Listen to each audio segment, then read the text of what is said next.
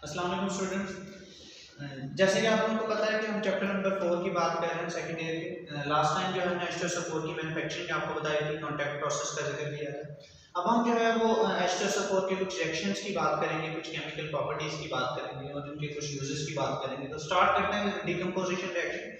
H2SO4 वैसे तो बड़ा स्टेबल कंपाउंड है। अगर आप जो है इसे हाई टेम्परेचर पर हीट करेंगे ऑलमोस्ट 338 डिग्री सी पर जाकर, जैसे हमने इसकी फिजिकल प्रॉपर्टीज में पढ़ा था 338 डिग्री सी पर जाकर जो है ये बॉयल होता है। तो आप जो है इसे 338 पर हीट करेंगे तो जाकर जो है ये थोड़ा थोड़ा आयनाइज स्टार्ट होगा और यहाँ से जो है वो सल्फर ट्राइऑक्साइड और जो है वो वाटर रिमूव हो जाएगा। आयनाइजेशन, जैसे आपको पता है कि H2SO4 जो है एक स्ट्रॉन्ग एसिड है, तो आप जो है इसे वाटर में डिसॉल्व करें तो ये वाटर में जो है अपना हाइड्रोजन आयन डोनेट करता है और इसके पास जो है वो दो हाइड्रोजन आयन होते हैं डोनेट करने के लिए, तो ये दोनों के दोनों हाइड्रोजन आयन डोनेट कर देता है और सल्फेट आयन में जो है ये कन्वर्ट हो जाता है। उसके अलावा आप इसका बेसिस के साथ रिएक्शन करवाएं तो आपको पता है ये एसिड है, तो एसिड और बेस मिलकर क्या बनाते हैं, एसिड और बेस मिलकर जो है साल्ट और वाटर बनाते हैं। तो जब आप इसे बेसिस के साथ रिएक्ट करवाएंगे, सोडियम हाइड्रोक्साइड के साथ रिएक्ट करवाएंगे तो ये सोडियम बाइसल्फेट, सोडियम सल्फेट, और अगर आप जो है इसे वीक बेसिस के साथ रिएक्ट करवाएंगे जैसे कि सोडियम कार्बोनेट, सोडियम बाइकार्बोनेट, तब भी ये उनके साथ रिएक्ट करेगा और उनको जो है वो सोडियम सल्फेट में कन्वर्ट कर देगा। तो ये तो है बेसिस के साथ रिएक्शन।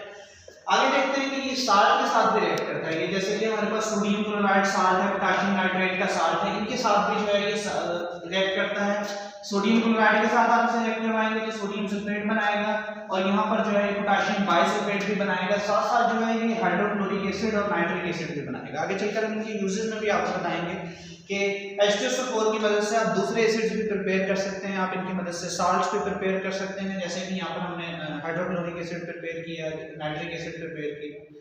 उसके अलावा अगर आप इनके मेटल्स के साथ रिएक्शन देखें तो आप जो है देखेंगे कि मेटल्स के साथ जो है ये मोस्टली मेटल्स के साथ जो है हाइड्रोजन गैस रिलीज कर रहा होता है। आयरन के साथ आप इसे रिएक्ट करवाएं, आयरन सल्फाइड बनाएगा, जिंक के साथ रिएक्ट करवाएं, जिंक सल्फाइड बनाएगा, मरकरी के साथ रिएक्ट करवाएं, इसके सल्फाइड बनाएगा मरकरी के, टिन के साथ टिन के सल्फाइड बनाएगा, कॉपर के साथ कॉपर के सल्फाइड बनाएगा, सिल्वर और मरकरी के साथ जो है इनके सल्फाइड बनाएगा और साथ आप देखें कि यहाँ पर जो है वो हाइड्रोजन गैस रिलीज हो रही होती है। तो ये मेटल्स के साथ जो है बड़े सिंपल से इनके रिएक्शन है, कोई इतने ज्यादा कॉम्प्लेक्स नहीं है। उसके बाद डिहाइड्रेटिंग एजेंट के तौर पर जो है ये काम करता है H2SO4। हमने इसके जो H2SO4 के यूजेस पढ़े हैं, कॉन्टैक्ट प्रोसेस में भी हमने आपको बताया कि ये हाइग्रोस्कोपिक नेचर का होता है, वाटर अब्सॉर्ब करने की सलाहियत रखता है और as a strong dehydrating agent के तौर पर जो है आप इसे लैब में इस्तेमाल कर सकते हैं। कुछ एग्जांपल्स देखते हैं कि कैसे जो है ये डिहाइड्रेटिंग एजेंट के तौर पर काम करता है। पहली एग्जांपल है ऑक्सैलिक एसिड। जब आपने इसे डिहाइड्रेटिंग एजेंट के तौर पर इस्तेमाल कर रहे हैं तो अपनी बात का ख्याल रखना है कि यहाँ पर आपने जो है कंसंट्रेटेड H2SO4 का इस्तेमाल करना है। जब आप कंसंट्रेटेड H2SO4 यूज करेंगे तो ये ऑक्सैलिक एसिड में से वाटर को रिमूव कर देगा और यहाँ से जो है कार्बन डाइऑक्साइड और कार्बन मोनोऑक्साइड भी बनेंगे। उसके अलावा अगर आप इसे फॉर्मिक एसिड के साथ रिएक्ट करवाएं तो यहाँ पर भी आपको जो है कंसंट्रेटेड H2SO4 चाहिए होगा और यहाँ से जो है यहाँ से वाटर रिमूव कर देगा और साथ जो है बाय प्रोडक्ट के तौर पर कार्बन मोनोऑक्साइड और कार्बन डाइऑक्साइड भी। उसके अलावा अगर आप इसे इथाइल अल्कोहल के साथ रिएक्ट करवाएंगे तो आप कंसंट्रेटेड H2SO4 यूज करें, इसे हीट करें तो ये रिएक्शन जो है आप लोगों ने उसमें भी पढ़ा होगा, चैप्टर नंबर 8 में पढ़ा है आपने ऑर्गेनिक केमिस्ट्री में कि आप इथाइल अल्कोहल की डिहाइड्रेशन करने से जो है वो अल्कीन की प्रिपरेशन कर सकते हैं, तो ये वही रिएक्शन है। उसके अलावा H2SO4 जो है ये ऑक्सीडाइजिंग एजेंट के तौर पर भी काम करता है। अच्छा, ये आप लोगों ने याद रखना है कि एक शॉर्ट क्वेश्चन यहाँ से भी पूछा जाता है, how H2SO4 act as a dehydrating agent. तो आपने जो है कोई सी एक दो एग्जांपल देनी है और आपने बताना है कि H2SO4 जो है वो डिहाइड्रेटिंग एजेंट के तौर पर कैसे काम करता है। उसके अलावा ये आपसे ये शॉर्ट क्वेश्चन के तौर पर भी पूछा जाता है कि how H2SO4 act as a oxidising agent. तो आपको पता होना चाहिए कि H2SO4 जो एक स्ट्रॉन्ग ऑक्सीडाइजिंग एजेंट है। कुछ एग्जांपल्स इसकी देखते हैं कि कार्बन के साथ रिएक्ट करेगा तो ये कार्बन को कार्बन डाइऑक्साइड में कन्वर्ट कर देगा, उसे ऑक्सीडाइज कर देगा। सल्फर के साथ रिएक्ट करेगा तो सल्फर को जो है ये सल्फर डाइऑक्साइड में कन्वर्ट कर देगा।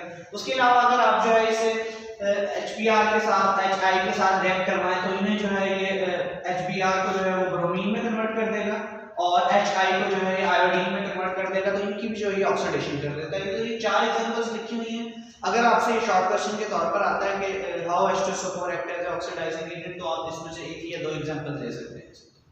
उसके अलावा गैसेस के साथ रिएक्ट करता है। हमने इसकी मैन्युफैक्चरिंग में भी आपको बताया था कि ओलियम प्रिपेयर करते हैं सल्फर ट्राइऑक्साइड को जो H2SO4 के साथ रिएक्ट करवाते हैं, तो ये वही रिएक्शन लिख रहा है कि आपके ये H2SO4 जो है ये गैसेस के साथ भी रिएक्ट करता है, तो ये ऑलिव की प्रिपरेशन आपको दिखा रहा है। उसके अलावा आप लोगों ने एरोमेटिक कंपाउंड्स चैप्टर नंबर 9 में बेंजीन के रिएक्शन पढ़े होंगे, तो बेंजीन को जब हम H2SO4 के साथ रिएक्ट करवाते हैं तो ये बेंजीन सल्फोनिक एसिड बनाता है।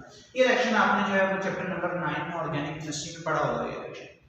उसके अलावा प्रेसिपिटेट की फॉर्मेशन करते हैं आप इससे, आप जो है इससे बेरियम डाइक्लोराइड के साथ रिएक्ट करवाएं तो यहाँ पर जो है प्रेसिपिटेट बनते हैं बेरियम सल्फेट के, और ये बेरियम सल्फेट के प्रेसिपिटेट जो है ये सेटल डाउन हो जाते हैं नीचे, तो ये प्रेसिपिटेट की प्रिपरेशन के लिए भी आप लोग जो है वो H2SO4 को इस्तेमाल करते हैं, और ये रिएक्शन जो है वो उसमें भी साल्ट एनालिसिस में भी इस्तेमाल किया जाता है।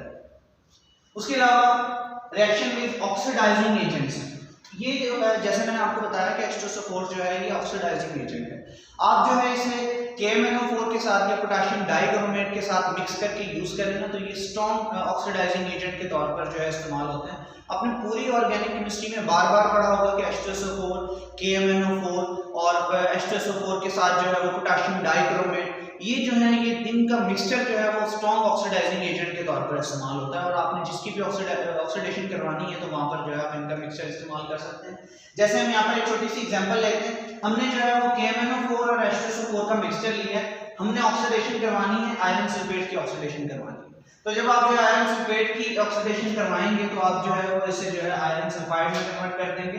ऑक्सीडेशन का आपको कैसे पता चलेगा, इस केस में इसका ऑक्सीडेशन नंबर +2 है, यहाँ पर आकर जो है इसका ऑक्सीडेशन नंबर जो है +3 हो गया, तो आप चेक कर सकते हैं, तो इसकी जो है वो आयरन की जो है वो ऑक्सीडेशन होगी। तो इन दोनों का जो मिक्सचर है ये as a strong oxidising agent के तौर पर जो है वो काम करता है।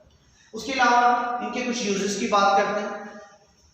फर्टिलाइजर इंडस्ट्री में जो है आप काफी सारे फर्टिलाइजर्स की प्रिपरेशन के लिए जो है H2SO4 का इस्तेमाल करते हैं। उसके अलावा जो है वो पेट्रोल की रिफाइनिंग के लिए जब आप जमीन से क्रूड ऑयल हासिल करते हैं ना, तो उसमें सल्फर होता है, उसमें नाइट्रोजन होती है, तो आपने उनकी रिफाइनिंग के लिए उसमें से सल्फर रिमूव करने के लिए वहां पर भी जो है H2SO4 का इस्तेमाल करते हैं।